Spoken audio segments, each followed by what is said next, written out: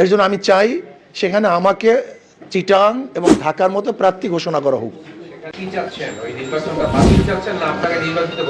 না, বাতিলের প্রয়োজন নাই। আমি মনে করি ওখানে নির্বাচিত হাত পাখার প্রার্থী হবে, এইটাই জনগণের আশা এবং আকাঙ্ক্ষা। এর জন্য আমি চাই সেখানে আমাকে চিটাং এবং ঢাকার মতো প্রার্থী ঘোষণা করা হোক।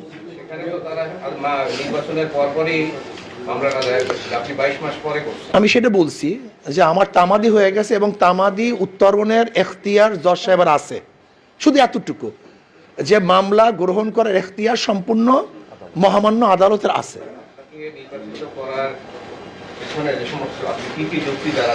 দেখেন,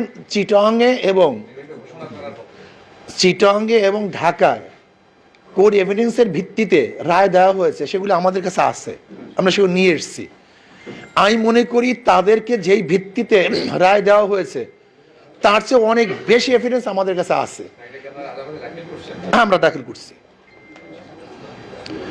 যেহেতু আমাদের রেফারেন্স আছে, যদি রেফারেন্স না থাকতো তাহলে হয়তোবা ভিন্ন কোনো খাতে প্রবাহিত হতো, কিন্তু যেহেতু রেফারেন্স পাওয়া গেছে এবং দুইটা, একটাও নয়, সেখানে আমাদের এখন শক্তিশালী এভিডেন্স আছে। না, এর জন্য আমি বলছি উৎসাহিত জনগণ, আমরা করি নেই।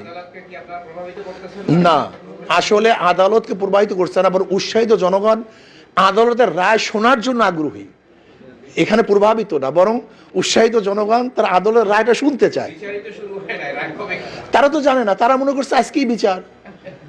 জনগণ তো জনগণ তো জানেই না যে এটার আজকেই কিছু না, আরো টাইম হবে, এখানে টাইম মানে তারিখ পড়বে, শুনানি হবে, এ সময় লাগবে। কিন্তু জনগণ মনে করছে যে কেস করছি তো, মানে যেহেতু ঢাকা এবং চিটাগাঙ্গে দুইটা পেয়ে গেছে, তো ভাবছে কেস করলেই মনে হয় তো তারা রায় দিয়ে দিবে।